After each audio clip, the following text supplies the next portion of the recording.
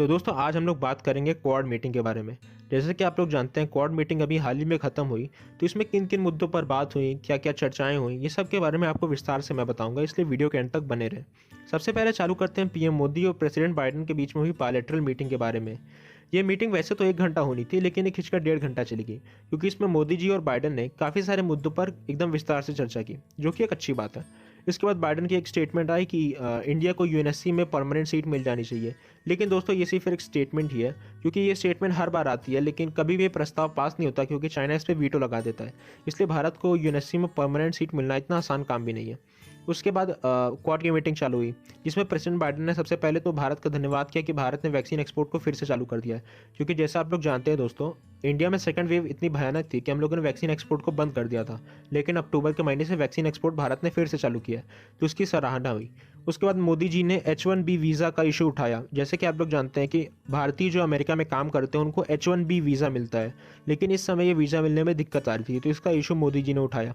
उसके बाद मोदी जी ने डिस्कशन हुआ कि हम लोग अपनी अपनी इकोनॉमी कैसे और डेवलप कर सकते हैं, और ट्रेड रिलेशन अपने कंट्रीज़ में कैसे अच्छा कर सकते हैं। इसके बाद डिफेंस पार्टनरशिप और टेक इनोवेशन के बारे में भी चर्चा हुई कि हम लोग कैसे कोलैबोरेट कर सकते हैं वेरियस डिफेंस डोमेन्स में।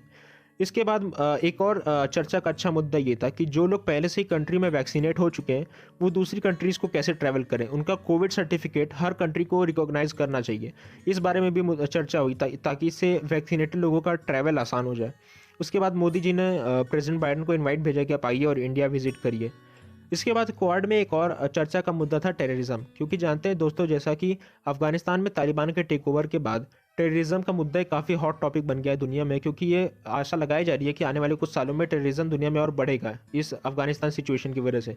इसलिए इसको कैसे फाइट करना है, कैसे काउंटर करना है, इस पर भी एक अच्छा डिस्कशन हुआ। उसके बाद एक इंटरेस्टिंग चीज़ ये थी कि क्वाड की मीटिंग के बाद जब प्रेस ब्रीफिंग होती है, उसमें हमारे फॉरेन सेक्रेटरी श्री हर्षवर्धन श्रृंगला जी ने एक स्टेटमेंट दी कि पाकिस्तान जो है वो टेररिस्टों को पनाह दे रहा है, उन्हें भड़का रहा है, उन्हें उकसा रहा है, उन्हें सपोर्ट दे रहा है रीजन में इनस्टेबिलिटी फैलाने के लिए। तो ये काफ़ी इंटरेस्टिंग बात है, क्योंकि क्वाड की मीटिंग पाकिस्तान सेंट्रिक नहीं थी, लेकिन फिर भी ये स्टेटमेंट आना कि एक तरह से दर्शाता है कि कैसे पाकिस्तान को अब पूरी दुनिया फिर से एक टेररिस्टों को पनाह देने वाले स्टेट के रूप में देख रही है।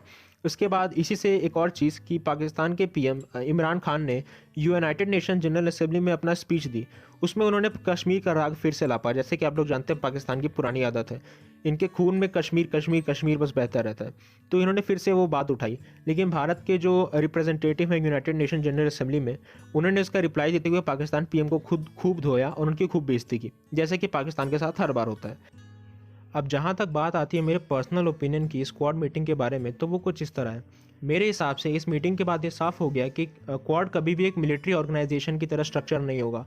क्वाड का मेन काम रहेगा कि डिप्लोमेसी का यूज़ करके, ट्रेड का यूज़ करके और वैक्सीन्स का यूज़ करके चाइना के अगल बगल वाली जो कंट्रीज़ हैं इंडो पैसिफिक में, उनको चाइनीज़ इन्फ्लुएंस से दूर रखना है। क्वाड मेनली इसी तरह काम करेगा, और हम लोग आने वाले वक्त में ये देखेंगे भी। जहाँ तक चाइना को मिलिट्री वे में काउंटर करने की बात है, तो उसके लिए ऑस्ट्रेलिया, यूके और यूएस ने एक अपना अलग ग्रुप बनाया है जिसको ऑकस नाम है। तो उसके बारे में आप लोग जानते होंगे, अगर आपको नहीं पता है तो मुझे कमेंट बताइएगा, मैं इसके बारे में भी एक डिटेल वीडियो बनाऊंगा। तो क्वाड के बारे में पूरी बात यही थी। इसके सिवा क्वाड में ऐसा कुछ और ख़ास डिस्कशन नहीं हुआ, लेकिन और आने वाले समय में हो सकता है हमें और डिटेल्स पता चलें। अगर ऐसा कुछ निकलता है तो मैं आपको पक्का बताऊंगा। इसके लिए मेरे चैनल को सब्सक्राइब करें और मेरे साथ जुड़े रहें। धन्यवाद।